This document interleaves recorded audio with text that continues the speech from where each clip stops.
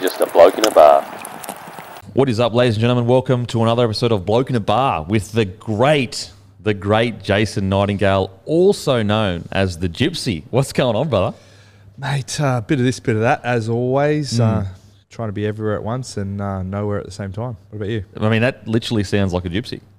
I am like a gypsy, except I have a home these days. Mate, I've been fantastic. Just on the grind, as usual.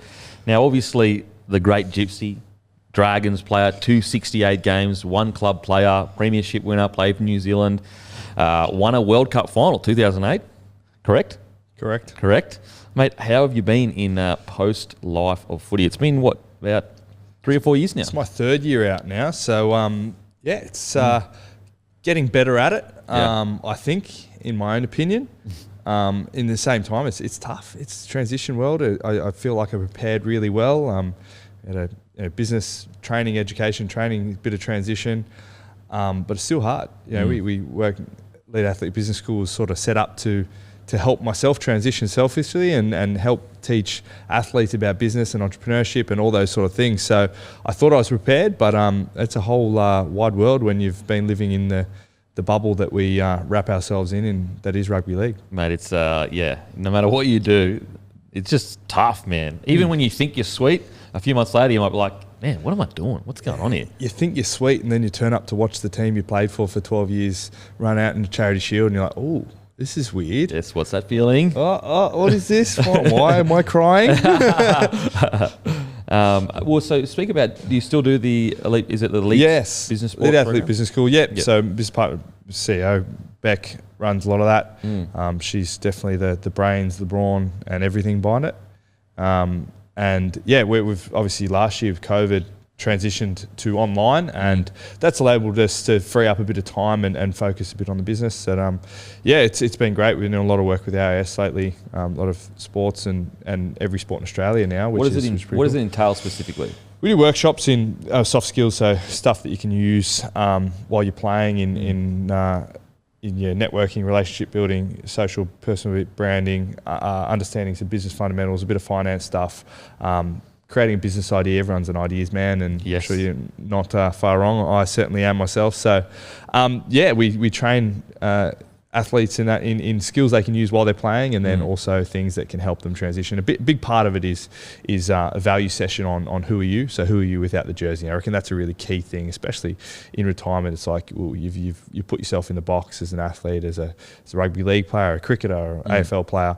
Out of that box, who are you? And that's what really matters. So that soft skill stuff, and then we get professionals to talk about finance and legals and all the stuff, which is important, but not as fun to teach. I tell you what's really surprising is when you do retire or when you haven't done anything in the normal world or whatever, is how much you don't know about business, about legal stuff, about so many things that a lot of people, I guess, take for granted because like they're in that system. They might be part of a corporation where they've seen the legal side of things, they've seen their boss deal with certain business like accounting or whatever, even like taxes outside of being a footy player. It's just crazy how much you just get so sucked into the life as a footy player. You are so ignorant of so much. It's crazy, and it's unless you've got a really like a outer circle of friends that aren't in the bubble, you can live day to day and be naive to the world around you, and it's really important. I think that's why relationships and friends and networks outside of that, it's really important to maintain as many of those as you can so that you don't get jaded by the bubble. And you do need to be focused as an athlete to perform and to act as your best, but also you need to have an eye on the real world, what's going on. So it takes a bit away from a bit of perspective. Things aren't as important when you lose a game. It's not the end of the world because not everyone's watching you, and the people actually going to work or paying big money for that ticket, and you've lost the game, and they might say something to you. It doesn't mean what it means because we're a small piece of society, and although grateful to be part of it, it's relevant to so many people, but it's also not the be all and end all. Absolutely. Speaking of footy and not being the be all and end all, what are your thoughts on the current state of the game in the sense of not a business perspective, but all the rule changes? Obviously, you played a couple of years before the rule changes. Are you watching a lot of footy now? Are you enjoying it, not enjoying it? What are your thoughts? Yeah, well, I watch every Dragons game, be part of that, help out a bit in the back three coaching, and I love that. It's great to stay a little bit connected.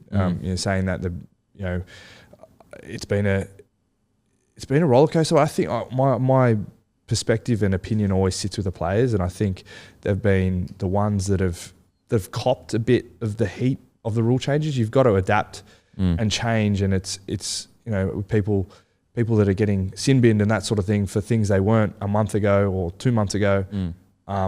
There was definitely a better way to manage that. They could have started that this start of the season. I witnessed, for example, Magic Round. I was up there in the sheds and everything changed that week. And yes, those changes need to come. There's a better way to manage them, and the people that end up being scapegoats are the players, and that could have been managed so much better. I walked into the sheds at halftime in that Dragons game where we were playing the Storm, and the big heavyweights, and we were going reasonably good, and it was a really challenge that the boys looked up to. The way they started, all of a sudden, you got a sin bin and a send off. Tyrell Fuimano's in the sheds, upset and feeling like he's let down his team for something that he might have done the week before, and maybe got sin binned or at worst, but he got sent off, and that he had to sit with them. He still hasn't been back playing rugby league because of it, and those sort of things. Yes, it's good for the game.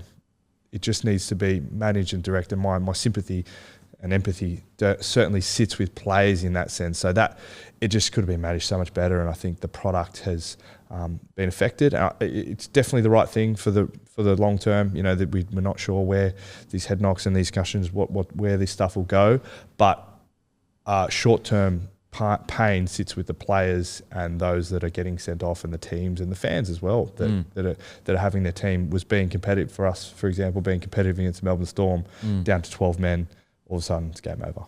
It's I totally agree with you. Like, I think every reasonable person agrees. Like, we don't want head knocks. We don't want long-term trauma from head knocks. But to think that it wouldn't have been better to prepare this in the off-season or test rules in New South Wales Cup and Queensland Cup, because then let's say you went a whole off-season and you kept drilling into the boys. Boys, if you hit high, you're gone. You're gone. And then the same thing happens where you get a player sent off. I think the players could cop it more because they'd be like, you know what? Fucking told me. They told me, and I was a bit careless. Train for it, and you train for that sort of thing. They didn't have time to prepare.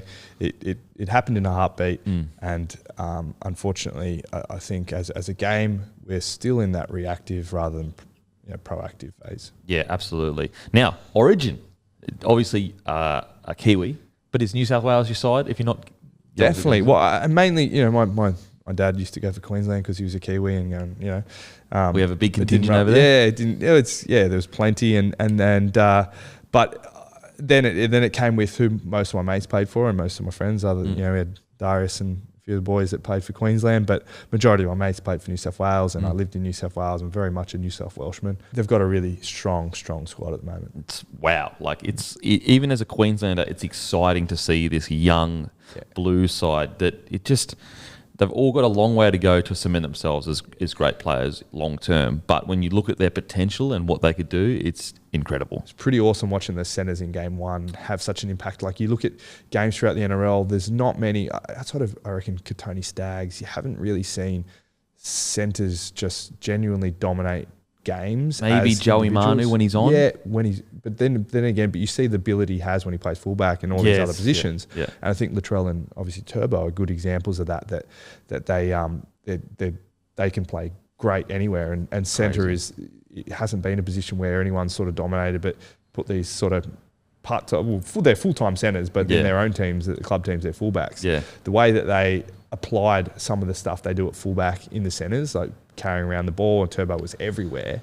I really think that was a definite highlight for me to watch that happen. Yeah, so good. I'm sure in the past there were players that roamed quite a lot. I'm sure that happened in the past, but just in my own experience, I personally had never seen that before, or that to that extent. We'd seen GI a little bit go looking, but he was usually on the end of a structured backline. Don't get me wrong, he created, in my opinion, he's the greatest outside back of all time.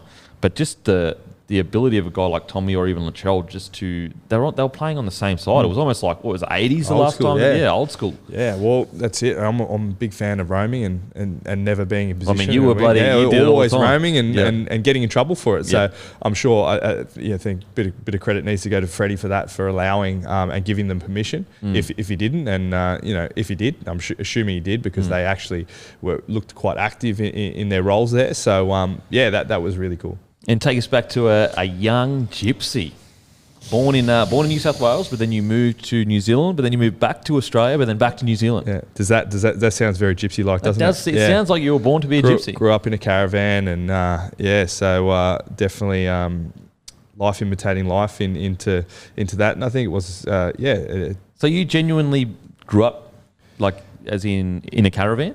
Little periods there. Not really. We lived. I would have had probably 16 houses between 0 and 10. Wow! And obviously you didn't own them all. Like you just moved in between them. Let's be honest. I was a housing commission. I think I only realised that probably a couple of years ago. I was like, really? That makes sense. I didn't really know I was a houso, but I definitely was. I didn't know that either. So obviously, what was the reason for them moving around so much? Originally Sydney work, and back to New Zealand for. Well, I think we bought a house lived in house in Papamoa, Bad Plenty. It's a beautiful part of the world. So I think it was like family. Maybe that was their idea: go back for family, settle down, then come back. Parents split up, and then between those houses, they jumped around, and not a lot of money. Makes you move when you can't afford rent or you can't afford this. Then you move a lot, and I think that really built definitely a bit of adaptability and a bit of resilience, and also I think a bit of gratitude and optimism. I've always been optimistic. I was like, how cool is this? We live above a pub. Yeah. In reality, I live above a pub. Wow. So you actually lived above a pub? Oatley pub. Oatley pub. Yeah. Great pub. Wow. I lived above there. Not for long. How many kids and I only got one sister. Yeah. My sister, and so we lived between a lot of places, and I loved it. Yeah, it was always a good. Lived with my grandparents for a couple of years in New Zealand. I played rugby union. Yeah. In a small country town in Waikato, and although it was hard, but not. I still loved it. I think that was it.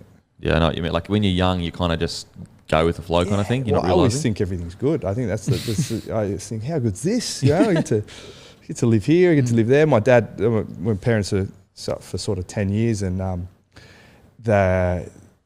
my dad lived in Bondi, and I was like, go to Bondi on the week. Every second weekend I go to Bondi. How good's this? I love that, and my cousins got an experience of both Australian and New Zealand culture growing up. I went to primary school in New Zealand for 2 years, and really big family values. They're great. They're the Kiwis. They live all that, and I love my first cousins in New Zealand. I speak to all the time and spend time with, and having those family values and the talk, and even a part of the Māori culture there, they live that pretty humbly, and getting that experience and that exposure can really helps put things in perspective and experience that sort of outside of what, or not knowing what normal is, I suppose. Yeah, absolutely. Okay, so was it always rugby league from a very young age? Obviously, you dabbled in union. When did you start kind of realising, well, like I go okay at this, or was it a late bloomer? What was it? Definitely. Well, I go okay at it as a kid, and then moved to New Zealand, played a bit of rugby, came back and played the sport-loving rugby on one day and rugby league on the other. Yeah. So Renown United, and then I played Oatley rugby on the other day, and definitely in Australia, it was grassroots rugby league is second to none in my opinion, and the rugby union it wasn't really people from my side of the track friendly. Yes. It's probably still gets tarred with that brush occasionally. And I think it's one of its biggest issues is the fact that it doesn't open itself up. I mean, maybe they're trying, I'm not sure, but it seems like they don't really open themselves up to everyone. It's not as accessible to everyone, rugby union. It's not like that in New Zealand. Really? In New Zealand, we played on the no shoes, barefoot. that was all the games until 12 where I lived in New Zealand. You didn't wear footy boots. We just played on the mud. Was it freezing? It was epic. Yeah, it was cold. It just didn't matter. Yeah. Like, it was like you're playing footy. So same sort of concepts of you come back here and played rugby league for a lot. And then, it was okay as a kid. Played most of the junior reps, most of the junior rep teams, and then sort of didn't grow much until I was about 16, then started to get better again. And late bloomer. I didn't get picked for Jersey Flag. I had to trial out for our own Jersey Flag team, so under 20s team. Yeah.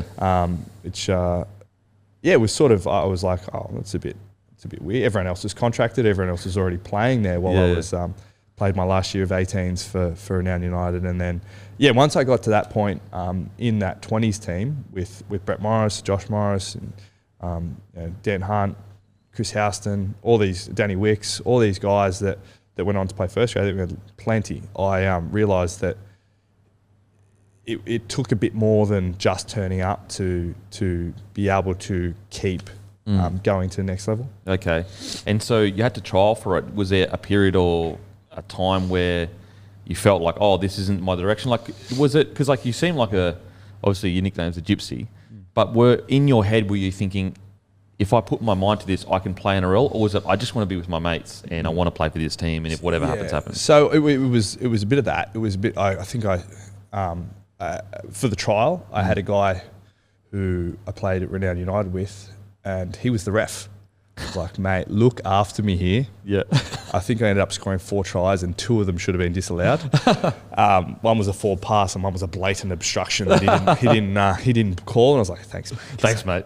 You owe his career to him. Yeah, 100%. And then, so I made the team on a training trial. So paid, no medical, just played to, people. This is Jersey Flag. Jersey Flag. Dragons or Steelers? Dragons. No, St George Illawarra. Okay, just merged. Okay. And then I went and trialled for Manly as well, because I wasn't sure. Anyway, Manly offered me a contract to play with them, just at least I got paid some money to think. Yeah. But I was still working. I met the guy. I ran into him in Townsville a few weeks ago. The guy who's like my best mate at the orientation day, sitting next to him. We chatted and we were best mates, and then he never saw me again. So we'd run into each other and playing 20s, and had a beer with him in Townsville. I was like, remember that far out? That could have been different. So Manly orientation day? Yeah, Manly orientation day. And then I said, oh no, I'm just going to have a crack at Dragons at stay. Okay. Was the travel, was hard? Well, I sort of moved out of home a little bit then anyway, so it didn't really matter. I could live anywhere. Yep. But it was my junior club. It was where I played. I played with some people there, and I could tell it was going to be a good team. I turned up to both. I was going to both for about a week, and I was like, oh, well, I'll stay with these guys. I'd tell, I played against Brett and Josh when they were at the Steelers juniors, and they had some good players there. Some of my mates from St George were up there. So having that crew and the group of friends and that, I could tell they were going to sort of kick on a bit. Okay, so you were aware, like, if I stay with this group, this is a special group that I want to be a part of. Whereas like Manly, although I'm sure they had some good players, you just didn't know. I didn't know who they were. I didn't have a reputation for me. And who was better, Brett Morris or Josh Morris? Tell us, come on, mate. No one said. Honestly, I got asked that question. It was in 2008. We were in camp with Kiwis, and Wayne asked me, "Did I keep the right Morris?" Yes. And I said to him, "There's no right Morris to keep." Yes. It's good you kept Brett, but there's no right Morris to keep. You keep both of them. Both of them was the answer. Really? So through all juniors, there was no standout. Look, I'm mates with both of them.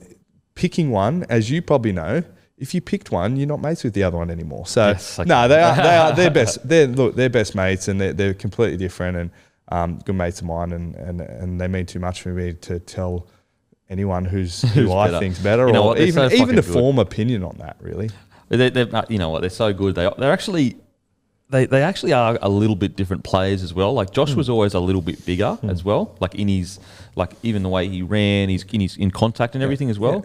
Yeah. He's more powerful. Yeah. Whereas Brett was like a bit. It seemed, again, I don't know the stats, but it seemed he was a little bit quicker, a little bit lighter on his feet. Yeah, he moved different. He moved. Josh was a power centre, and Brett was swerver. The way he moved, so good. Yeah. I mean, both of them are fucking unbelievable. I think they're I mean, there's not many twins that play the game, but even if they weren't twins and just brothers, they're best brothers to play the game, really. Yeah. Just incredible athletes. Okay, so at what point, did you make that side that year, the Jersey Flex side? Yeah, I think it was. We played a trial against the Sharks, and they had the first team, which was the probables. Then they had the possibles, and then they had a third team, and I was in the third team. Oh no way, mate! The game started at Shark Park, and we had this guy who was I think he was contracted, and he was our captain. They made him our captain. It was second year, and he was okay. But they're like, "Oh, he's your captain. Sorry, the game's starting. Can you warm him up? Get them ready and prep them and stuff." So they went and watched the game starts, and we're the third team. We're out warming ourselves up by yourself. Well, the game starts. They got the probables. Yeah, the team's going to get picked. They're all the contracted players. And they had the second team, and then they had a third team that was the subs for if everyone else. So I think they let us play a quarter or something like that. And so from there, made the cut, made another cut, and then signed my $1,000 contract and I still had to work. I couldn't live off $1,000, surprisingly. But but it was the afternoon training, and I learnt a lot about what it took, sacrifices, and how to train hard. I didn't train hard until not even that year. It was I just got better at training and then better again. But I think having those examples, we had Jamie Keith, who you know, and those guys used to train hard. You're like, it's taking it so serious, man. So learning that, and Brett and Josh were. Josh was in rehab. I still remember that. He used to train hard. I'm like, this guy's in rehab and he's training hard. So having that, and then an insight into, we went well and we won the 2005 Jersey Fleet comp, and an opportunity for 2006 to train full time. That was my big exposure, big insight to a professional player, what it looks like, what it feels like, and especially how it feels when Ben Cray smashes you and you're like, bro, it's just training.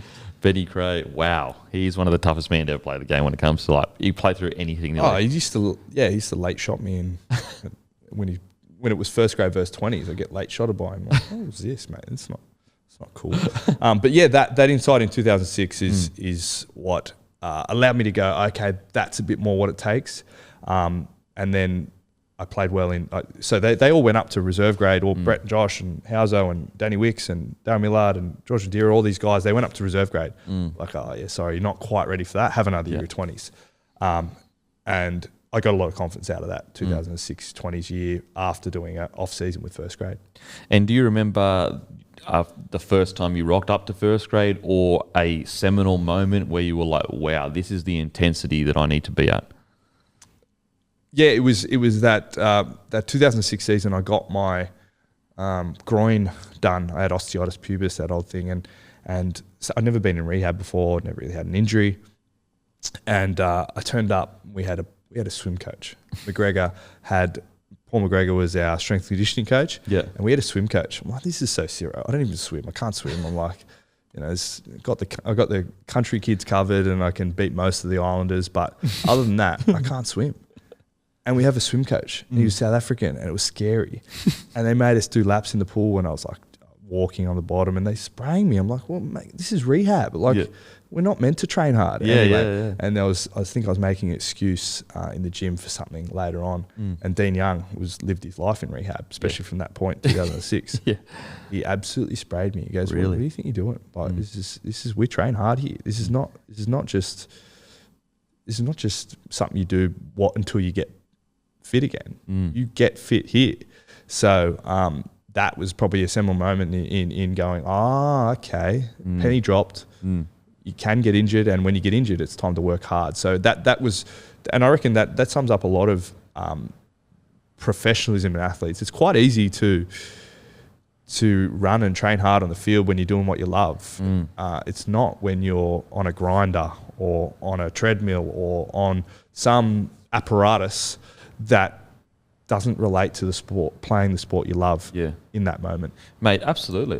And again, when we came through, we didn't really, the internet existed, but there wasn't all this information from a young age of this is what you need to do to be professional. This is, for example, a lot of young kids that are coming through now, they get put on professional programs, or at least get taught from a young age, rehab's not just, when you heal up, you'll be back playing footy. Whereas when we grew up, or, similar to yourself, like if I was injured, all I was doing was waiting until I wasn't injured to then I could play. The period between being injured and playing again it wasn't rest period, but it was just like, I'm just waiting to get better. But you're right, when you get into first grade, and I think a lot of young guys still have it, even though the information's out there, it's a wake-up call of like, no, we actually work harder in rehab because not only are we trying to fix something, we're actually an opportunity to get better in areas that we may not be as strong as. Yeah, 100%. Whether I ran into Cam McInnes the other day. Holy shit. Cam McInnes, wow. He is jacked. He's on a knee recap. I'm like, mate, you need to stop doing weights. But yeah, that's a good example of people that just apply themselves in a different way. It's an opportunity, and that's it. You good point. You see it as an opportunity. If you take it like that, then you can get better. And like some people listening were like, well, of course you would train hard in rehab, but again, when you're 19 and when you're 18, 19. And your whole life, you weren't serious or professional. You got injured, you just stopped playing, and then you played again when you felt okay again. You don't really have that mentality. And also, you're young, you want to chill. You don't want to fucking work hard. That's it. You wouldn't. Yeah. And then they tell you not to drink when you're in rehab as well. Absolutely, like, there was a drinking ban at the Broncos. If you're in rehab, there's you don't touch any drinking, any beer or anything like that. Very bad for business. Very bad for business. I tried to overturn it. I've been ringing every club. What's this nonsense about blokes not being able to drink in rehab? That's bloody. It's not drug and alcohol rehab. Yeah, it's prison. Jesus. Has nothing to do with me wanting to drink beer. No. It is. That's why senior players are so important, because a young guy can't really pull you up like that because they're still young, they're still learning the ropes. But a guy like Dean Young, who's a strong senior player, and when he says something, it can rattle you. Like, oh, fuck, I better listen. Like, I don't want the senior player filthy at me. Yeah, 100%. We try and impress. That's it. And it was cool when you're like, oh, yeah, man, I don't need to train. That used to impress the kid when you were 18. I didn't train. Oh, you had heaps of beers last night. Don't tell anyone. But when it's like you tell that, like, well, that's not cool, man. Do you want to win, or you just want to be a park footy player? Go and play for Dapto. Okay, so that's when you kind of realised to get professional. So 2006, you play for the under-20s. But 2007, you make your debut. And I'd assume it's a relatively fast road from 2004-05, you're struggling to make even the possibles, to 2007, you're playing NRL. Did it come quickly, or was it you played well in 20s, you impressed in preseason, then you got your shot? I think the whole time I was like a step behind the same people I grew up with, where it would be 18, my guys were contracted. My St. George, best people playing in St. George juniors were contracted playing Jersey Flegg. I played park footy, then got picked in Jersey Flegg. Same thing, I was playing Jersey Flegg. These guys are in reserve grade. That year, heaps of them debuted round 1, 2007, and I'm playing reserve grade. Yeah, okay. Played seven games. In those weeks, they typical old school Dragons lost heaps of games. They needed to make a replacement. And so it was that gradual step up, step behind, needing to lift to get better, to keep up. And then got to that point. So I think we lost a heap of games in the start of 2007. And I was at Nathan Brown's daughters look after my kids every now and then. I was at his house the other day and chatting to Brownie about it. And he goes, I still remember Pricey, Steve Price, coach, come up to me and said, give this kid a crack. Steve Price was the under-20s coach, reserve grade coach. Okay. And he came up to Brownie. He was a reserve grade coach at the time. He goes, give him a crack. And Brownie said, nah. Brownie tells you this. He doesn't care. He's like, nah, give him a crack. He's like, nah, I seen him play, man. That's awkward. That's weird. And he's like, so he took Pricey's word for it. And I remember Pricey came up, mate, congratulations. Yeah, mate. Oh, how good. Brownie let him say. And then Brownie told me, and I was like, epic. He's a typical coach. Don't tell anyone. Secrets. Oh, yeah, they're going to release this 80-year-old skinny, unorthodox thing. So we don't want him to get targeted. So Nathan Brown basically didn't rate you, but he just trusted Pricey's eye that you could have a crack, and he needed to make a change. Yeah. I was coached by Pricey for a couple of years, so he dropped me many times in under 20s. And I bounced back. I suppose that's what he saw. He dropped me twice in the year in under 20s, and I think I was number 19 in our Jersey Flegg Grand Final. Literally, I made it because someone got injured. Wow. So those periods, and Pricey saw that, and he's a great mentor for me. And then Nathan Brown's a really, really good coach to have when you're debuting, and he gave me a shot, and debuted against Penrith at Cogram, my hometown. What do you remember from the game? Dropping my first ball, dropping my second ball. What? And so it was funny. It was Benny Cray and Benny Hornby with him the other day. I'm telling this, but Benny Hornby passed me my first ball straight to my chest. Yeah. Like, slow, like not loopy, not spiraling, dropped it cold. Oh. Anyway, Benny Cray came up to me straight away. He goes, don't worry, mate. I dropped my first ball in first grade. And they put a grubber into the in goal and I dropped it again. Oh. And I was like, I forced it the second time and I was like, Benny, did you drop your second ball as well? I was like, oh, no, I can't help you there, mate. Mate, cannot help you there. And then Matty Cooper sent me down a sideline and I scored a try and in my mind, all was forgotten and I was the greatest player alive. I scored on debut as well. So, yeah, those things, I remember that, those roller coaster, and that's, really, that's the life of professional sport, the roller coaster there. And then I remember this perspective of running out in the second half in front of Cogra, the hill on that side. I was playing on the right wing and running out that hill and there was like people cheering. I was looking around going, I've played in front of like 1,000 people, maybe 2,000 people. The crowd was full and I was like, heaps of people that I've grown up being sat on that hill. And I was like, how good is this? That's the point where you go, I'd like to do this weekly. Yeah, absolutely. Once you get that taste, there's no going back. Yeah, it was the second half before I went, cool. I mean, you did have a bit to deal with in that first half with two drop balls and a try. 2 drop balls and a try. So you go to finish that season, 7 tries in 16 matches. Were you surprised at how well you went, or you know what I mean? Because the year before you'd been dropped for 20s in the grand final. You were 19th man, or were you building confidence with like I'm actually playing some good footy and I feel like I belong here? I was building confidence in. I think I learned how to do my job, and my job was different to based on what I was good at. Yeah, good at back of the field, find an offload, find a try. Those sort of things. Being safe under the high ball. Those sort of things that give your coach confidence. I think finding ways to do that allowed me to play those 16 games straight, and gave me a lot more confidence. But also always being competitive, and no one that plays NRL is not competitive. And I found that I was hungry for more, and hungry to stay. Once I got that taste, hungry to stay there. I didn't want to go back and play reserve grade anymore. Yeah, it's I mean, because a lot of people at the debut, it's relatively rare that you essentially stay in the side. You know what I mean? Like a lot of young guys, they'll come in, they'll play a couple of games, they'll get, not dropped, but the guy that was injured or whatever comes back in. So, I mean, not only did you stay in the side, but you were also selected in the New Zealand side for the 2008 Centenary Test against Australia. Was that surprising or not surprising? You know what I mean? It's a quick ride. Yeah, sort of. It's just consistent. Like, and then they watch and they're like, oh, he did that last week, he did it the week before. And then they start to build this reputation for trustworthiness, which is awesome. And I still remember that Nathan Brown came up to me, said, you got picked for City. I was like, oh, yeah. He goes, but you also got picked for New Zealand. What do you want to do? And I went, play for New Zealand. It was something that this is a kid growing up in New Zealand playing rugby. At 10 years old, I want to play for the All Blacks, man. I decided I'm 10. I know what's right for me. When I grow up, I want to play for the All Blacks. Yeah. And so did 3 million other Kiwis that were living there at the time. Yep. So I held on to that. I wanted to. If I made that sort of call in my mind at 11, and I went, this is who I want to represent, what I want to represent. Although City and the opportunity to play Origin would be epic. I always wanted to represent my country. You probably would have played Origin. Does that ever? I mean, obviously you have loyalty to New Zealand. It's clearly like that's in your blood and everything like that. But is there any part of you goes maybe in an ulterior alternate world putting on that blue jersey?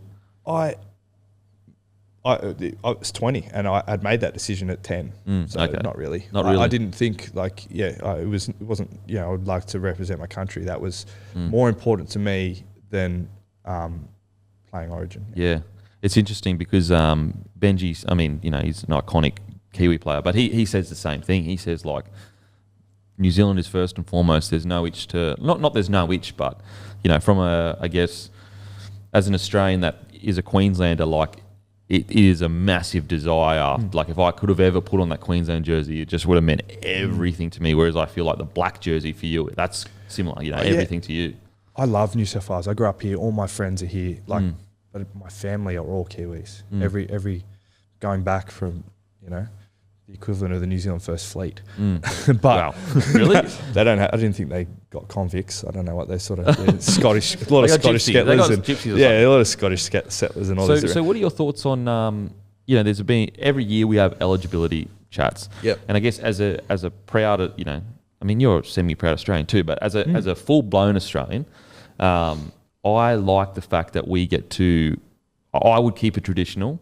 But at the same time, I feel like we're not offering enough opportunities for the Polynesian community and also the Kiwi community. Like, it's unfair that, you know, it's not unfair because it's the Australian league, but I do feel that we need to put more resources in so that the choice isn't about money or anything like that. It's just more about, like, where does your passion truly lie? So I like the old, as in I want to keep the eligibility rules the same. What are your thoughts as being a Kiwi that has a lot to do with Australia? If I'm picking out of Australia and New Zealand, I'm picking New Zealand Yes. If I'm picking that New South Wales, I love New South Wales. I love the thing and love Origin, the showcase there. So you can't have your cake and eat it too. If you could have your cake and eat it too, I'd love to play for New Zealand and have the opportunity to play Origin. But at the same time, if you're asking me if I play for Australia or New Zealand, I'll pick New Zealand every time. So it shouldn't be, if you're going to make that choice, it shouldn't be about choosing New Zealand, Tonga, or anything against your state. I'd love to play for New South Wales, and I think that's where you're looking at Tongans, that taking away their choice to play for their country is difficult, because a lot of them wouldn't choose Australia over Tonga or Australia over Samoa or whatever it is. So I think having that heritage, that's why you play for your country's heritage. Yeah, I feel like the state of origin is not. It's a different heritage, and you know, Queensland and New South Wales, same people. Yeah, people live in Australia, the same people. We're all the same. It's not a race thing. It's not a race thing. Even I'm a white Kiwi. Like, it's not a race thing. It's like, where do you feel that is your home? And for me, at country level, it's Australia. For me, where I live, my friends, or like the way I speak, I'm New South Wales. I'm Australian. But so I think that eligibility, the choice, it's what's best for the game and the people involved in it. I'd like it to be. I think it's a choice and it has to be. But it'd be cool to see. You know, everyone likes it. You know, how good would it be to see this person play Origin, or, you know, Jason Nightingale or whatever, that sort of thing. So you would like the rules to be, if you play for Queensland or New South Wales and your country is a first tier nation, you should be able to choose.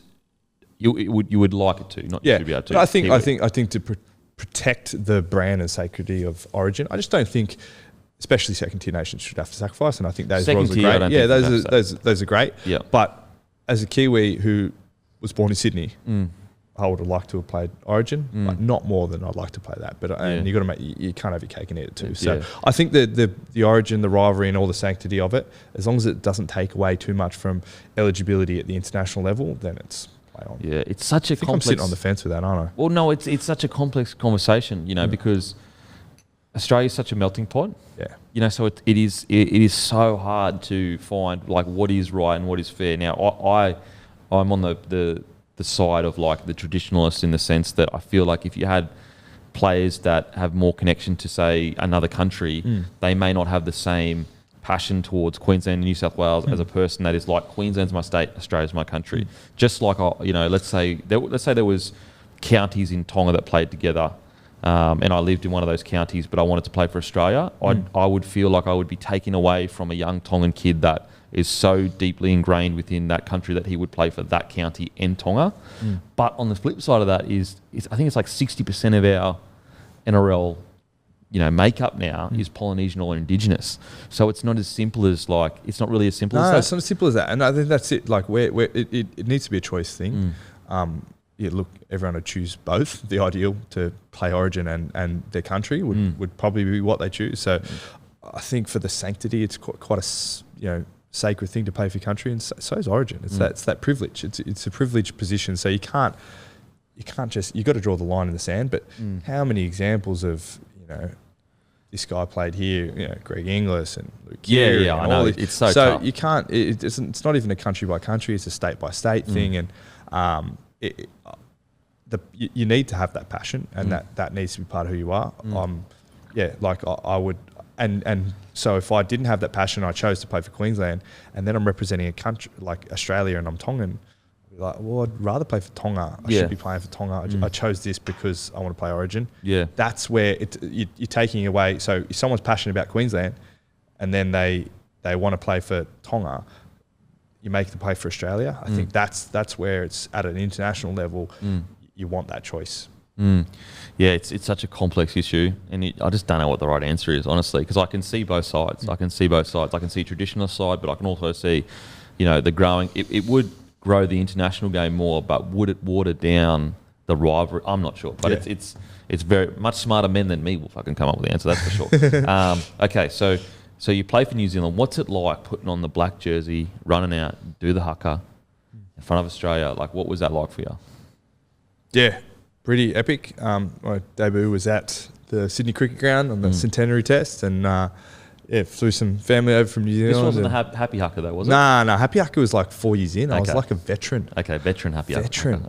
But learning all that stuff, and I went to school in New Zealand for 2 years. I learned a bit. I went to a white farm, lived in white farm town. My cousins are Māori, and I learned Māori culture from them. Yep. Okay. I'm part Māori myself, but didn't grow up with it. So having that, and I think that's what the Kiwis does really well. We have Polynesians, we have whites, we have lots of things, but the culture that ties it together is the Māori culture. Yeah, absolutely. And it shares and celebrates all that. So being able to have the privilege of growing up in Sydney most of my life, and then celebrate that culture and that group of the melting pot of New Zealand's the same, of those different cultures, and celebrate it in the Māori way is pretty cool and pretty special. And mainly for that sense, to represent my family. Yeah, absolutely. Okay, well, what do you remember from the game? Do you remember seeing fucking Lockie out there? I see Gaz all the time. He goes, remember that debut when I hooked GI up, or GI hooked me up with that try? And that's all he says. So he's like, Remember your debut when I did this. That's all he says to me. So for people listening, this is the try where they kicked, it bounced over the dead ball line. GI jumped out, flicked it back over his head to Gazni. Was that on your wing? Nah. Okay, so it's not even on your wing. Nah, I would have knocked that dead. I would have been safe, conservative, run that dead. Blame that on Sammy Perrott. But no, so that's what I remember from, or that's what I get reminded about from that. No, I remember we got off to a bad start and we're chasing our tail, but it was a big year for us. So I suppose building back into we could have been competitive. We started better, and I think that really set us up for the end of that year. And so at the end of the year, so obviously you're playing, footy when it comes to your club footy. What did you finish that year? Just a nothing year, or was it a solid year? Actually, you went all right that year, didn't you? You finals 2008, footy. we made the finals. Yeah. We finished 7th and were knocked out by the premiers that year. The Manly. Manly. And we got flogged in the semi. Yeah, they were red hot that year. Okay, but the World Cup at the end of the year. Yeah, so I played New Zealand Maldives that year. So I wasn't picked in the squad. I don't think I was picked in the squad until Brent Webb pulled out. So I was a squad member in 2008. Only played the England game. But we played New Zealand Maldives, and we had the best week ever in Taranaki, town in the east coast. And I still remember. So I was in Maldi camp, and then Brent Webb couldn't come. They're like, "Oh, you and Bronson Harrison and Sean Kenny Dow are going to get called into the Kiwi squad for the World Cup." And we're like, "Oh, how good's this?" We had a week where Luke Goodwin took us, and he said, "Guys, we're here to have fun. We're playing the Kiwis, really, the All Golds, to celebrate that." Just have fun, enjoy yourself. We had Kevin Proctor in our team, Rangi Chase, had Kevin Locke, all sorts of mischief makers. And we had a great week, a lot of fun. And then that was sort of my last week of park footy before joining the Kiwi camp. And then, having that staff, and then had to take it serious. And we went into camp and spent a lot of time in Brisbane. So walk us through the. Obviously, you were part of were you part of the team that won the? No, I didn't play the game, but I carried on like I did. So no, I was a squad, and it was just a good vibe. we got beat by Australia the week before or a couple of weeks before. No, it was 2 weeks before that. And then beat England in the semi-final. I played a game against England in the round robin stuff. But Wayne and Steve Kearney really just primed us beautifully for that. And we went to spent a lot of time in Queensland. We've had Kiwis ever since played there, had really good record at Suncorp Stadium, and I just remember the underdog thing. Kiwis love the underdog tag. We are the underdog. We live for it. Yeah. I don't know how the All Blacks do it, but that underdog tag, it's little scrappers. So having that, we'd already lost to Australia. We lost to Australia in the first round actually in Sydney. And then we went to this. I think they did like the Golden Boot Awards. So funny. Wayne got on the bus after the Golden Boot Awards. I think maybe Manu Vatuvai was the only one that got an award or got recognised. And he got on the bus. It was like telling like, I can't believe these guys. They don't rate you. They think you're useless. I don't even know why they invited you to this awards night. No one even got an award. Why did we even go? Like these guys. This is just set up by Australia. This is Wayne Bennett, the Australian coach. And going, can't believe they invited New Zealand to those awards. Well, why did they put them on? And so those sort of things were starting, and I was like, kept thinking back, like, all these mind games, it just pump us up. And but during the time, you're listening. You're like, oh man, I'm like, yeah, you're right. You know what? Why did they invite us like that? I don't even think we deserve in this competition. Yeah. So having those sort of influences and the squad, the guys, Ben's was fire, and a lot of people really just in the peak of their careers, and the underdogs was really just motivating them, driving them, and then they really turned it on that game. It's like as soon as that game started, you're like, ooh, you could feel something was happening. I think Lockie dropped the ball over the line. You're like, there we go. I know. I'm sorry I even mentioned that. I'm sorry I even mentioned that. How dare you desecrate this ritual soul area? I'm looking at the posters on the wall. It's like I can see you. But no. So the shrine to Lockie, you've just desecrated with such nonsense about him dropping the ball. It was clearly stripped, mate. It was clearly stripped. Must have been, but mate, it was there was a good feeling around that from our terms, and it came to fruition. And he's won it. Also, what would have been, I guess, interesting for you that year is that Wayne Bennett gets announced as the coach of the Dragons for next season. What was that like going through that transition? I assume that would have been one of the first times that you had a coach transition? Yeah, it was. Great to get an insight. I think get a head start on people, and I think that when I came back to the Dragons, they were like, "Oh, what's he like? What's he like? How's he do this and how's he do that?" And so having that and having that insight about just, I think his big thing that I learnt was just compete no matter what. He loves fitness games and loves those sort of things. We used to do a lot of them in Kiwi training, and I suppose I knew what he wanted as far as compete on everything, turn up with a good attitude, and they're the fundamentals of what's going to thing. And then, we had him for that, and he turned up and really put a rocket under a lot of us. Oh, really? What was what kind of did he say to you to change things from a team that looked like they're underachieving to a powerhouse? Well, he just said the excuses thing, so no excuses. He also gave us the old salary cap speech of the pie, and everyone's heard that, and the reason why Shane Webb kidding.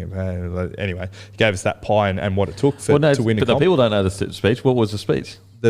The piece of the pie, the more piece of the pie, the less for your mate, the less piece of the pie the take, then the bigger the salary cap, the more chance you are of winning a competition. So that's what he used Shane Webke as an example? No, I just used Shane Webke as an example. So he's basically saying, guys, like, here's the pie. Here's the pie. The bigger piece you take, the less chance one of your mates is going to get it. And the less piece you take, the more people we can bring into this, and the more chance we got to win in comp. Okay, which is great speech. Obviously, it means you need to keep it simple for footy players. I was a winger, so I was happy. I think I started on $1,000. I think I was like, perfect. Sounds good. 100% Wayne. I'm not hungry. Give me a slither if I can win a comp. And I think that was the concept of sacrifice. I think that was the main thing to understand that sacrifice. We went on a army camp and done a couple of army camps in time. It was the hardest camp I've ever done. 2009, and it was really, put a rocket. It was. So Wayne made it clear from the get-go, this is what we need to do to win a premiership, get on board or get out kind of thing. Yeah, pretty much. And he said, this is what it's going to do. You think you've seen pain, come come on, let's go down to Nowra Yes. and put you through it. So we went through that, and it was we didn't sleep for 2 days. Yeah. It was Dan Hunt and Jared. So Dan Hunt called Dell, and he goes, what's this camp going to be like? Is it going to be, because we went on Brownies camp the year before in Jindabyne, and it was epic. Cruisy. It was just fun. Yes. We played tennis, I think. We had a few beers, and it was great. So Dell goes to Dan, mate, it's going to be hard. Yes. Him and Joe Safi didn't listen. They went and had a couple of bottles of wine and turned up. We had a bus at 5 a.m. Oh my God. So they were both in our crew. We had a crew. I had a good group of like, you break into teams in this unit and you got to work together. These two turned up. They barely slept, and I was like, oh mate, you guys are going. This is. And Dell's like, I told you it's going to be hard. Anyway, we were just going for mate. That would have been a nightmare for him. Yes. Then they had no sleep the first night. They rake out. They take you in a pool. It's freezing cold. They just make you. Yeah, it's just torturous. Like like the show. What's the show? They're trying to break you. They're trying to break you. It's real SAS dudes. It was hectic. So that really taught us a lesson. I think myself, Darius, and Jeremy Smith had just got back from World Cup. Yeah. Like, what's this? This is hard. It was my first training session. Dubs knew it would be hard. I think it was cramping up all over. And there was this epic fight on the, it was sock wrestle on the sand. And sock wrestling? Sock wrestling? You never done sock wrestling? No. Sock wrestling's when you just have your socks and you wrestle against one-on-one. So one-on-one, you'd like this in your undies. We can get in our undies. Sock wrestle. I got to get your sock off. You got to get mine off. Whoever gets the sock off first wins the wrestle. It was an elimination. So we did elimination for. So like socks is in socks you put on your feet. Socks on feet. You wrestle each other. I got to try and get your sock off. And we went through. It was elimination. So winner plays on. Winner plays on. Yeah. Bo Scott and Jeremy Smith were like at it for hours and hours. Really? And I think it was just for literally hours. Yeah, so we started our whole squad of 30. Yeah, you wrestle, and then they went for so long. They were like, we were so tired and exhausted. It was the end of it. They made us do like a half marathon run to the beach, and the character that they showed, there was Jezza told me the story. Jeremy Smith told me the story the other day that Justin Paul and Bo Scott were told not to talk to him. They didn't like the whole, this not talk to him, first one to talk to him. So and then they went this wrestle, and Jezza was not strong, but he just went for ages, and they were like trying to get Wayne to call it off. Like these guys been wrestling for ages. He's going for hours. We can't, let's stop. And I think it was just in the end, I think Bowie just got him, but there was like the amount of respect that they got and the amount of respect that we all got for each other. Yeah, bonded together. They bonded together and go, oh, there we go. You go back. We went back, and I was trying to tell my girlfriend, wife now, don't want to talk about it. Don't want to talk about it. I'm shell shocked. It's like PTSD. Yeah, and we had this, like, and we had it was the last thing we did. We went on a holiday and we're like, oh shit, this is what it's going to take. Yeah. And then that whole thing of putting things in perspective, everything's easy after that. So we rolled into that season nicely. Yeah. Yeah.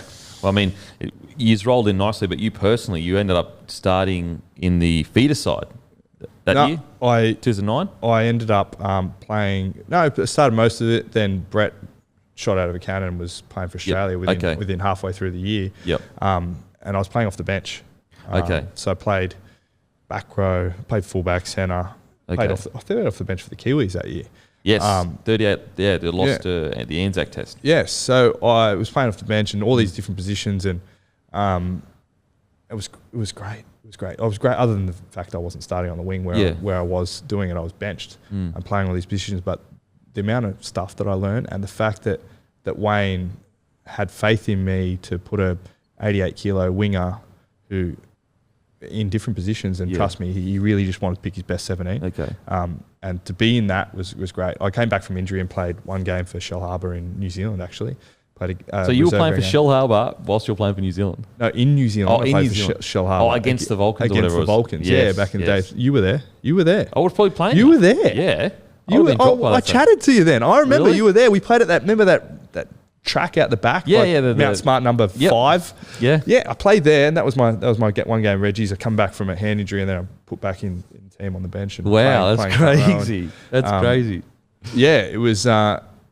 It was mate, such a great experience. And I think, although I'd love to have been starting and playing, the fact that he had me in a team of 17 created another amount of faith that I felt, massive. and confidence. A winger, 100%. They used to have Mickey Payer because he was bench or 18th man or coming off the bench, just run at me like 20. I'd have to do 20 tackles after training on Mickey Payer. Okay, yeah, we can put him on in the middle. Or, yeah, we'll let him play back row now. It was like, so I was like, Mickey, come on, man, slow down. Yeah, just chill for a bit, on. please. He's not easy to tackle.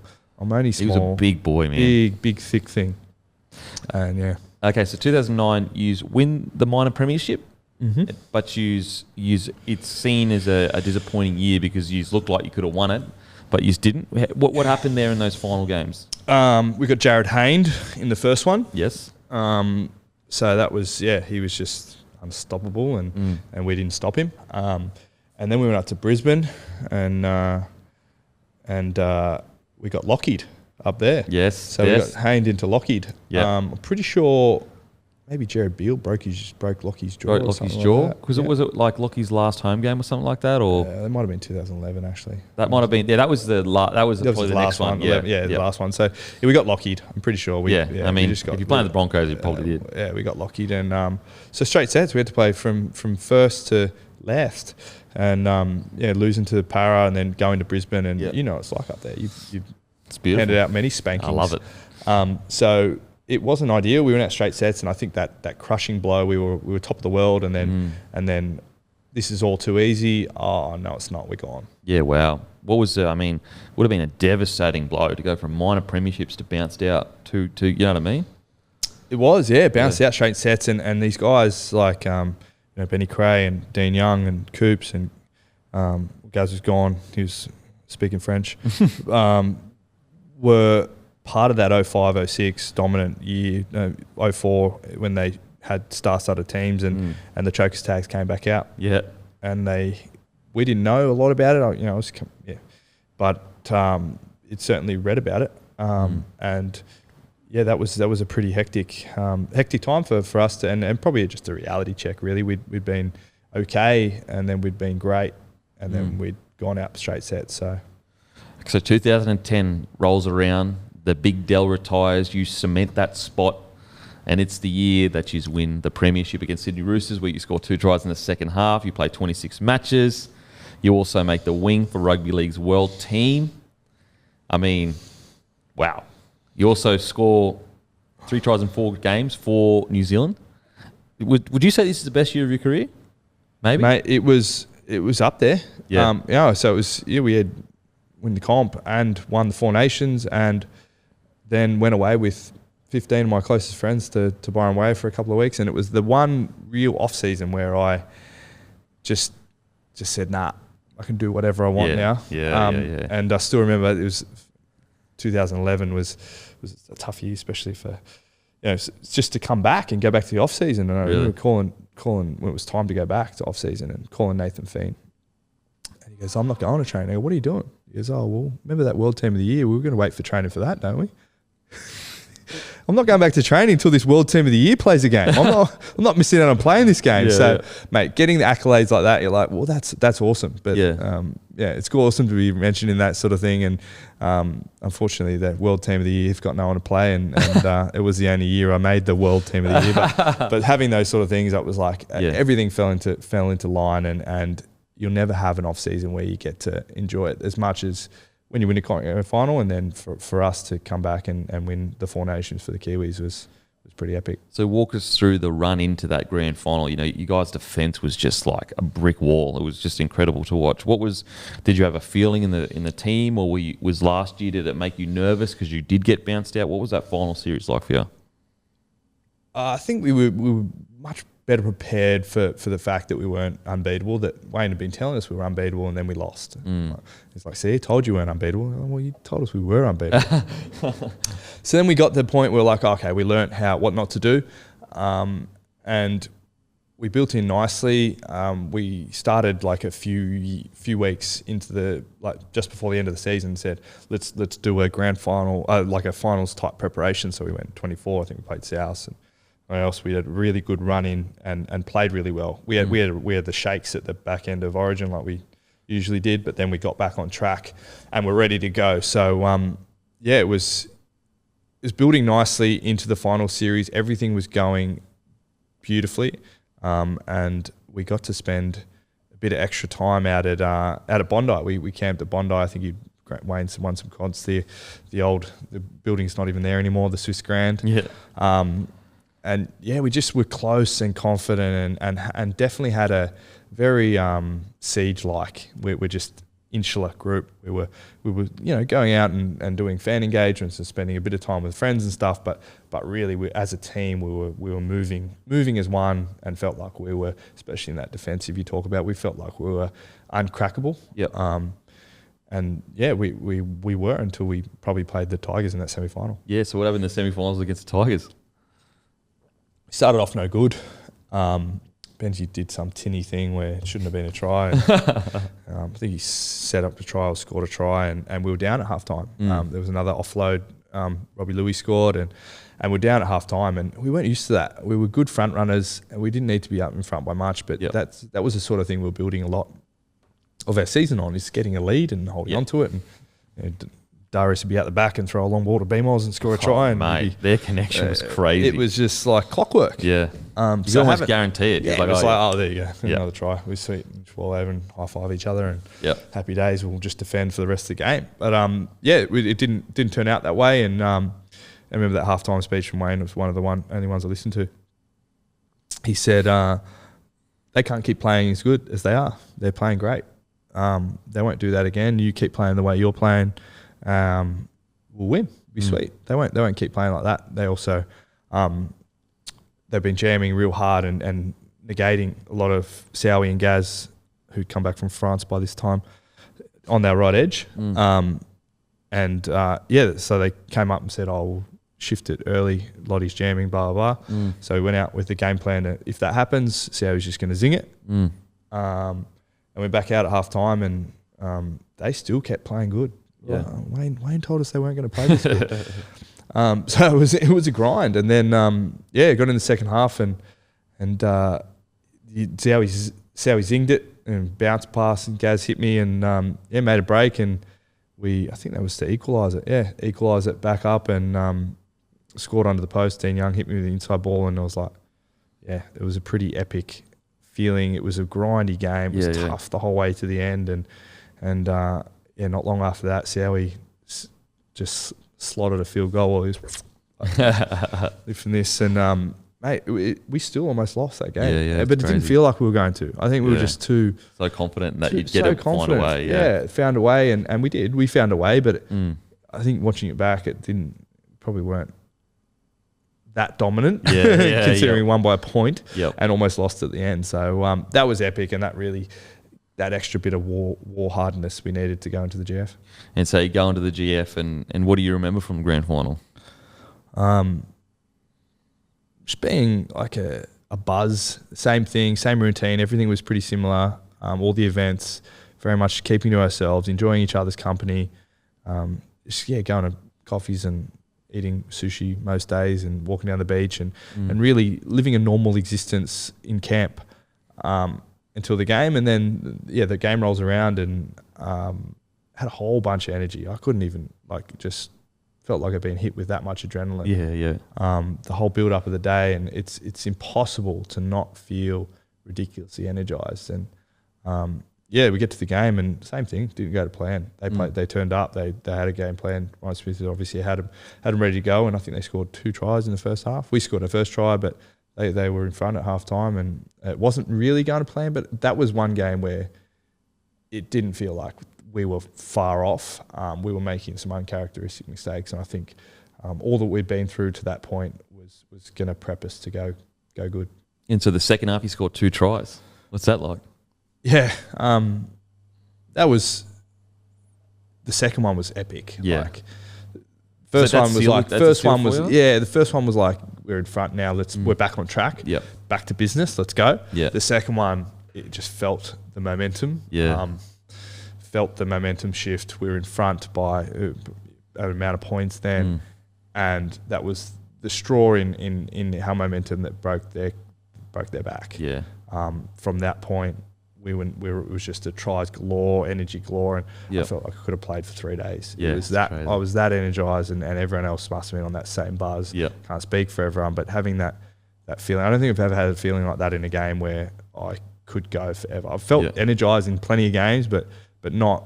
It was like invincible to the point of being just ready to go for days if we needed to, and never had a more enjoyable time in my professional career. You know, it's times where footy's so serious. We're there. There's so much on the line, and for us to get to the point where Dean Young scores and Nathan Fiend scores, and we're like, we've got 20 minutes where no matter what happens, we're not going to lose. Yeah, and this is back in the day where you actually weren't like, you know, people could just score fucking 10 tries in 10 minutes. Yeah, exactly. It was before that. So in the good old days, back in our day, where you could just sit there and enjoy footy, and you didn't have a lot of time to do that. You know, games here and there, but not many where you pack crowd and you know, stadiums full of red and white. To have that was really, I'm really grateful, and I hold those memories really close to my heart. Speaking of grateful memories, what about the party after? Who was the MVP? What, any stories? Any legends? Plenty of stories, plenty of legends. The Cyclone Gaznia came out and he did it in all his glory. He wore his same polo. He wanted to wear his playing kit the whole time, but he wore the same polo that stunk by Tuesday, or stunk by bloody Sunday, let alone Tuesday. So he went pretty good. But there is some like formalities, and I think probably the part of it is you do have to appreciate is your fans.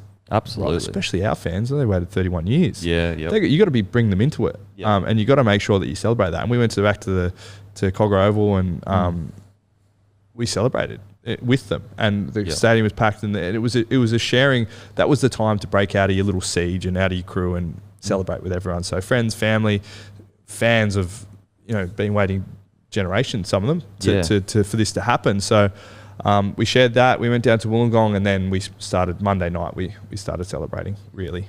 And so you do all that, and you still got the Four Nations to go, or has that already been? Yeah, no, still got the Four Nations to go. Yeah. Okay, so you win the Four Nations as well. I mean, you're part of the squad, but that's some pretty successful period there for the Kiwis. You know, going on to win the Four Nations. Yeah. So we had I still remember that trip too. So myself, Jeremy Smith, and Nathan Fiend all got called in. Darius had an epic house party with his little disco light at Wollongong after the presentation, which was Friday after it. Yep. We had to get on a plane on Saturday, and we were just hurting. Anyway, with the Roosters, it was us and the Roosters on the plane over there already. Yep. And it was hard to pick ourselves back up for that, emotionally, mentally. We just went and comp, and we're back to business. Yeah. So that's why building that Four Nations. It just really capped off a nice year, and then I was like, okay, now you can chill. Now you can get fat and drink beers. So on the 9th of March 2011, you signed a 4-year deal. This would have been your biggest deal that you've signed, substantial contract. What's that feeling like? Because you work as a player so hard to get a deal like that, and not many players ever really do get fortunate enough to get a 4-year deal. What was that like? It was weird. I'd always had 1-year deals. Yeah. I think I did 2 or 3-year deal, 2-year deal under just before Wayne came, and to do a 4-year deal, it's like, oh, geez, I'm going to be a career footballer. Like, I'm going to play rugby league I've got a career now. Like, before that, you think, oh, it was might end tomorrow. Yeah. And then signed a 4-year deal, and I was like, oh, geez, what do I do? Like, it was that was the achievement. It's like, I've got a career now. Yeah. Before that, you play until you're 23 or 24, and so having that time frame, you're like, oh, geez, I'm not a gypsy anymore. I can buy a house. Absolutely. Settle down. Yeah, I can settle down and have kids. I can put the feet up. But it's, as you know, in professional, it's not like that. So it's like not at all.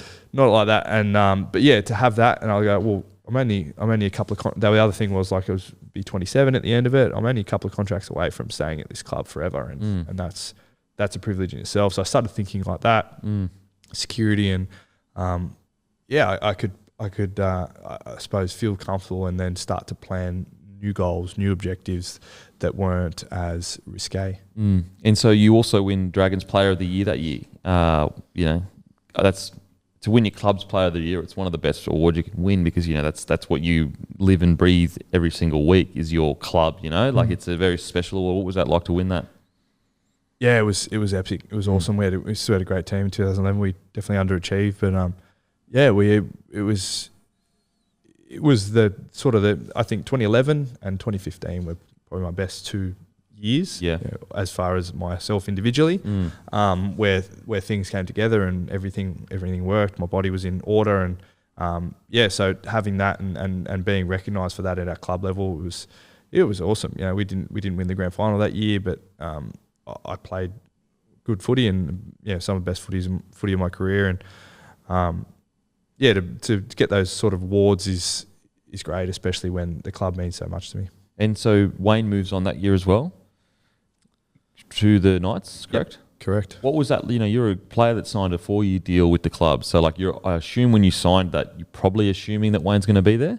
No, it was Wayne, it was around the time he sort of... So, Wayne was looking at South or Newcastle, and like many people, it's like, Dubs, what are we doing? Are we going with Wayne? Yeah. But yeah, he's like, I think I'm going to go to Newcastle. And I was like, stay, bro. Come on. Yeah. Anyway, what happened there? Like, from a player's perspective, like, why did a guy like Wayne leave after a premiership, like, and rebuilding the club? A guy like Tinkler. I think a guy like Tinkler had something to do with it. Okay. So Dragons wanted to keep him. Yeah. Okay. And South would buy him as well. So South, us, and Newcastle. But yeah, I think Tinkler had a lot to do with that. Yeah, had some more money than a bit more than money. Back then he did. Back then he spent it all on Wayne. Yeah. Wayne's a bloody billionaire now. Okay, so the next few years, I mean, you just keep doing what you're doing. You're playing for the Kiwis. You play your 150th game. 2012. You're playing the All Stars game. You just continue to, I guess, play at such a high level. And was this when you started to kind of like really establish? You're already established, but you know what I mean. It's one thing to play NRL for a couple of years, but then the grind sets in. Well, did you feel as up to it as always? You know, each year, sometimes if you've been in there for 5-6 years, when you come to preseason, the 6th year, you might be a little bit like, a bit tired or whatever. Were you still as energetic, do you think? Yeah, it's important to reevaluate your goals, where you're going, so just resetting the goals every year was something I was big focus on. So, okay, I've got this contract, I've got this thing, what do I want to do next? What do I want to achieve? How do I want to achieve it? So when I first signed my first 3-year deal and I got paid enough to not have to work again, I go, okay, well, what do I study? What can I learn? What else is out there? This one was a bit, what sort of things do you want to achieve in the game? How many tests do you want to play? How many do you want to go to uni? Do you want to learn about business?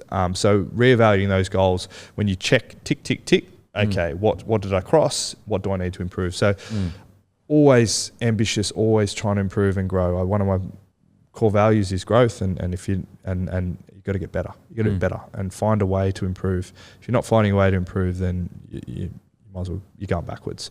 So reevaluating, being specific with my goals, setting some goals, and then didn't really share them with too many people, but keep them for myself and try and tick things, cross things, and keep myself accountable. And so 2015, you say you had your best year. You also playing the inaugural. Is it the inaugural Nines in 2015? I think it was, I think it was. What was that like playing Nines? It was awesome, mate. It's such a good carnival atmosphere and such a good vibe to get all the teams together. It's like, Magic Round's a bit like that. But to see that, it's not taken as seriously. It's preseason. It was in Auckland, so I had family there, and cousins needed some tickets and some gears. Yeah, I don't know if we won many games in the thing, but it's such a cool carnival environment, and especially in that preseason when it's a bit. I played a couple of years ago, all the last Nines, Perth ones. Yeah. But that vibe and the carnival atmosphere is like a good party atmosphere, and I think that's where, as a fan, as a trainer, and as a player, to get experience in that, it's a cool concept, and I think the more we do things like that allow us to celebrate and take things a little bit less seriously, the more enjoyment fans and attendees can get. Oh, I totally agree. And so that year as well, you attract offers from the Warriors and the Sharks, but you decide to sign a 2-year deal with the Dragons. How close were you to leaving? Not that. Spoke to the Dogs was probably the closer one. Okay. But I wasn't really that keen. It was more just the reality of, in my 4th year of my Dragons contract, I was getting paid too much. Mary let me know about that. But, so what was he saying? Basically, you're going to take a pay cut, otherwise we're not going to sign you? Or was that that was the reality. And manager was talking to me about that and said, like, you this fourth year, it was like, typical Wayne contract, step up, step up, step up. Now you're getting paid too much, you got to go. Yeah. So it was at that point, and you got to take a pay cut. Sweet. I love this club. Speaking to Warriors and Bulldogs, and but didn't really go. I never wanted to leave. So what's reasonable? Test the market, see what's out there. Yes, it's X amount more or whatever, but what does lifestyle mean to you? What does one club mean to you? So you really start to look at it from a dollar value. You're taking a pay cut, or you're trying to maintain your wage and leave and go to another club. Yeah. What does that mean to you? So the way I evaluated it was, I love living in Sydney. Family was there. All my friends I grew up with were there. What does that mean for me as a dollar value? What does the club mean to me as a dollar value? Then you make your decision on, just because someone pays you 10 grand more, 50 grand more, or even 100 grand more. You need to put that in perspective for the long term and what that means for you. And grateful for the club that I did take a pay cut, but it wasn't ridiculous. And then I think that's the other side of the transaction is, I come across as loyal, but the other side of it is I had no reason not to be loyal, because although I took a pay cut and got offered little bits amount more elsewhere, they always re-signed me. They always there was always a contract there. Yeah. So definitely gratitude to that club, and there has to be a bit of give back. Yeah, absolutely. And I think a lot of fans would be surprised. There are a lot of players that, that taking a pay cut is it's a big deal. But there are players that do stay loyal that you just don't hear about. You hit like plenty of senior players in especially premiership winning sides take pay cuts or whatever to stay there. So you're totally right. You do have to pay back the club. It's not just pure business constantly. Otherwise, you'd bloody never really achieve anything in footy, in my opinion. But so you stay for another 2 years. 2018 is when it's reported that you have announced your retirement at the end of the year. How did the decision come about? Yeah, well, again, the club offered me a 1 year contract, and it was another pay cut. It was a deserved pay cut. I was getting old, and I think I was started to looked at that. I had sort of options overseas, another couple of NRL clubs I didn't really explore much, but it was more just the pay cut was a tap on the shoulder and said, mate, you can play on if you want, sort of thing. You play on if you want. And I started thinking, I've got EAB, Lead Athlete Business School. I got this. I go, well, I can do all these things. I can do all these things, and I can keep playing footy. I love footy. And then I started to, get real with yourself. You think you can be a professional footballer and have other focuses? You can't. Yeah, you can't. It's you're all or nothing. Yeah. So I'm nothing, and it's time to retire. You've had it good. The club wasn't going great. Yes. And we were having that period in the middle of the year, and we ended up finished with a bang that year. And I was like, it's cool. But it was the right time. I think I was only 31, 32, but it was the right time. I knew it was the right time, and the club knew it was the right time, so I didn't, so offer me more money. And I just spoke about growth. Yeah. I felt like I wasn't getting better. I wasn't getting better. And just because you're getting older doesn't mean you're not getting better. Yeah. But I didn't feel like I was finding ways to get better. You use yard of speed, you still keep your strength up, but it's like if you don't find other ways to improve, which I wasn't finding, then you've got to go and find other areas to grow in. Absolutely. And walk us through the happy hugger. Did you even know you were going to be the happy hugger? I didn't know I was going to be the happy hugger. Big mistake, gritting teeth. Obviously looks like a smile. Really, I was ferociously angry. I was like a tiger. I thought I was a tiger. I realised that teeth indicate smile in reality. And that was in Canberra. That was 5 years into my haka career. Yeah. And my cousins, everyone still gives me shit about it, and deservedly so. But I almost led a haka against Samoa in Auckland, and Whangarei actually. Yeah. I think I did. In my mind, I led it. And I was like, redemption. But it was meme for days. And it was, I love that sort of thing. And I wasn't the best at it, but that was the epitome of not being the best at it. Mate, it's great to watch. So, post-retirement, what do you do? You obviously the elite programs for the athletes and that, but what are you doing now for yourself? Yeah, so love that, and business partner does all the work, I think. Yeah. So I'm working for the club in sponsorship and help out there and waving, and then raising capital for a sports private equity firm, which is epic. So it's a culmination of sport and business. We're looking at acquiring some soccer teams, some rugby assets, so buying international sporting assets. So yeah, I help, and we're raising funds for that. So we've got a private equity fund that acquires businesses. So soccer teams that aren't going so well, or sort of trying to prop them up. So our mandate is to get them in at like sort of third division, prop them up, get them better, build the club up, and sort of look to sell the asset or make a return on investors. So people invest the money with us, we buy things and implement. We've got a group of sports specific business people who go in and operate clubs and make it better. And it's crazy how much like clubs, like they just don't think of the business side. They just think they're a sports club. But if you can get business models correct, there's money to be made. It's just about getting it all bloody clean. Most of them are outside of Australia. Almost all of the things we look at are outside of Australia because privatisation and the private model it's just set up better there. We're set up in a different sort of salary caps, etc.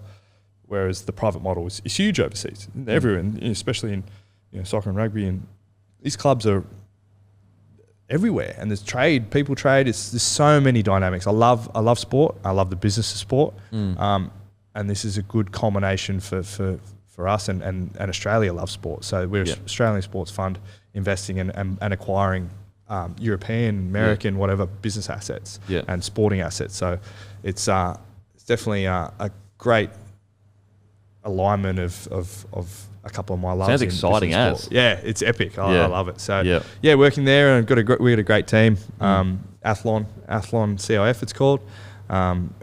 We just go out to market and do deals and trying to start a podcast, which not me, but someone else.